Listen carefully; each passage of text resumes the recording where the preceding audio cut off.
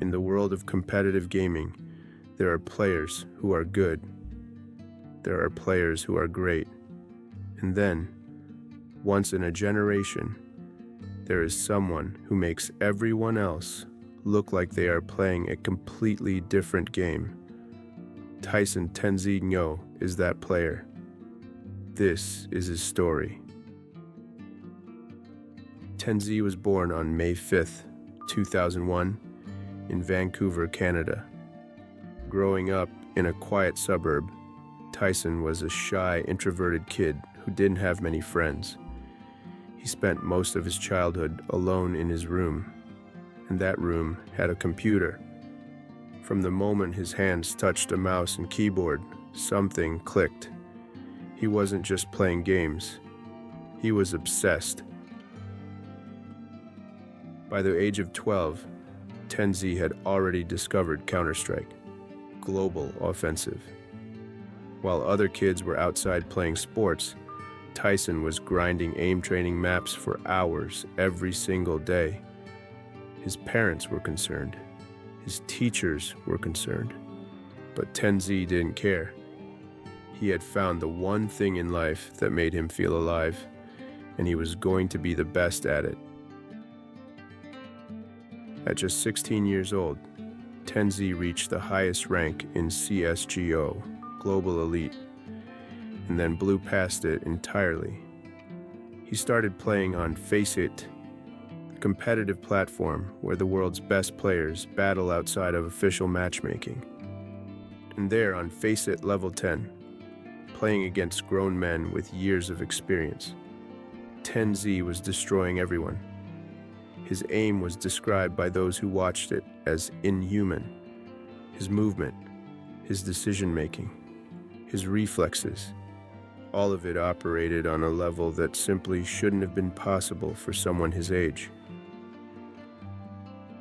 Word spread fast in the CSGO community. Clips of this 16-year-old Canadian kid were circulating on Reddit, on Twitter, on YouTube. People couldn't believe what they were seeing. Some accused him of cheating. Some said the opponents were bad. But the ones who played against him, they knew. This kid was different. In 2020, everything changed. Riot Games launched VALORANT, a brand new tactical shooter that combined the precise gunplay of Counter-Strike with the abilities and movement of Overwatch. The game hadn't even officially released yet, and it was already the most watched game on Twitch in history. Over 1.5 million people were watching simultaneously during its beta launch. The world was paying attention. TenZ was one of the first top CSGO players to make the switch. And from the very first game he played, it was obvious. VALORANT wasn't just another game for him. It was his game. Within weeks of the beta launch, TenZ had already reached the highest rank possible. He was climbing through lobbies filled with former CSGO pros, Overwatch League veterans, and Rainbow Six Siege professionals. And he was beating all of them with ease.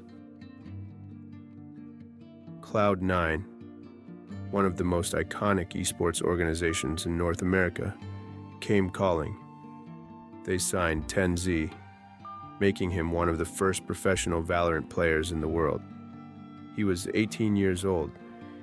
He had a salary, a team, and a platform. For a kid who had spent years grinding alone in his bedroom in Vancouver, this was everything. But TenZ's start in professional VALORANT wasn't perfect. Cloud9's roster struggled to find consistency. TenZ was individually brilliant. There were moments where he would pull off plays that made casters lose their minds. But the team wasn't winning tournaments. And in esports, individual brilliance means nothing without results. TenZ knew this. and it was eating him alive. Then came a moment that shocked the entire VALORANT community. In early 2021, TenZ announced he was stepping back from professional play. Not retiring, just stepping back. He said he needed time. Time to breathe. Time to think. Time to remember why he loved the game in the first place. The community was divided. Some called it a mistake. Some said he was throwing his career away. But TenZ had learned something about himself. He couldn't perform at his best when his heart wasn't fully in it. And right now, it wasn't. During his break, TenZ streamed on Twitch. And what happened next was one of the most remarkable displays of individual skill in the history of competitive gaming. TenZ played VALORANT's ranked mode, the public competitive ladder, and he didn't just reach the top. He dominated it in a way that no one had ever seen before. His stream numbers exploded. Hundreds of thousands of people tuned in every single day just to watch him play. And because watching TenZ play VALORANT wasn't like watching anyone else. It was like watching art.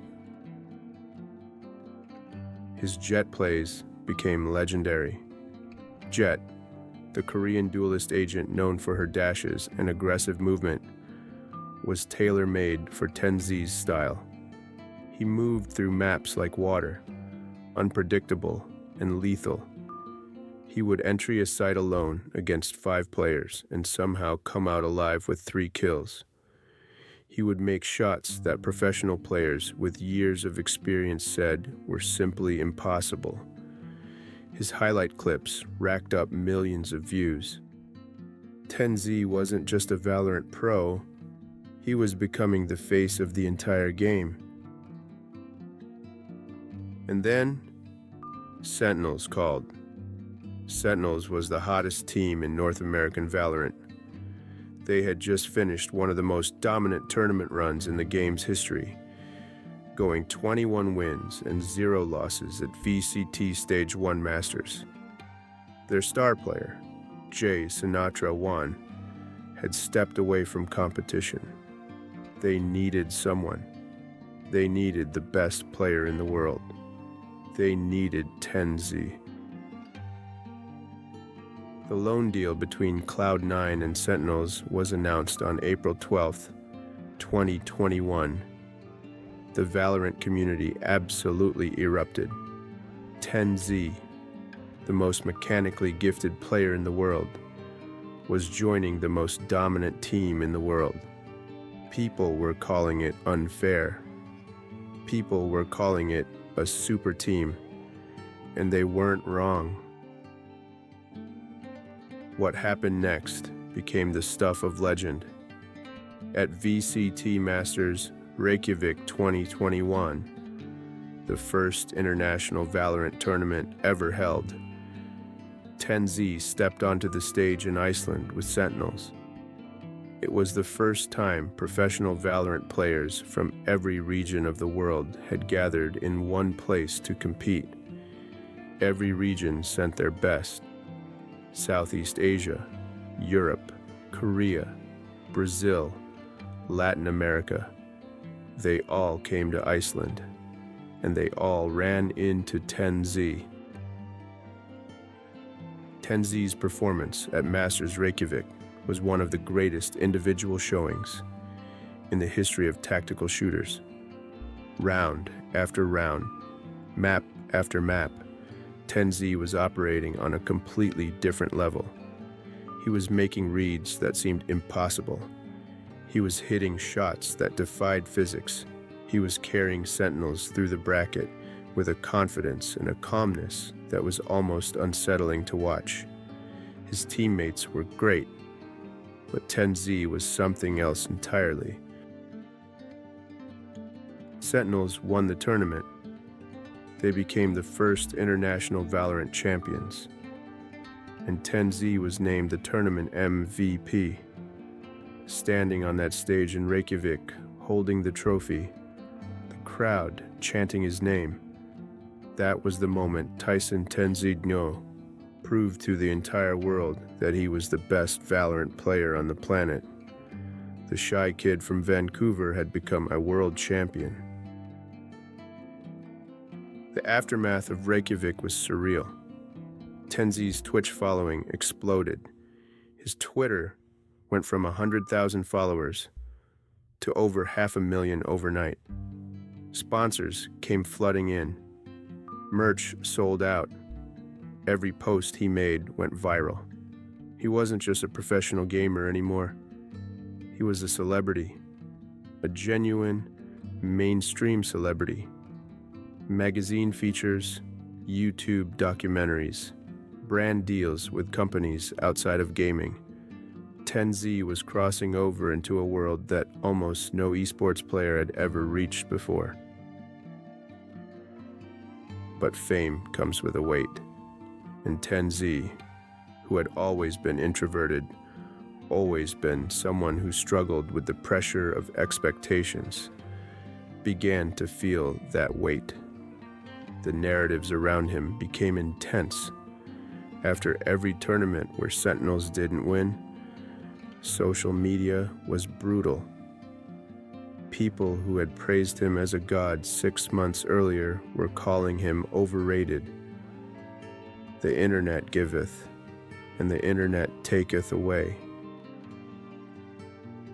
TenZ spoke openly about his mental health. In interviews and on stream, he talked about how the pressure of being the most hyped player in the game affected him. He talked about the anxiety. He talked about the days where he sat down to play and his hands were shaking before the match even started. Not from excitement, but from fear. Fear of failing. Fear of letting people down. Fear of living up to the impossible standard that he himself had set. It was a side of TenZ that his fans had never seen, and it made them love him even more.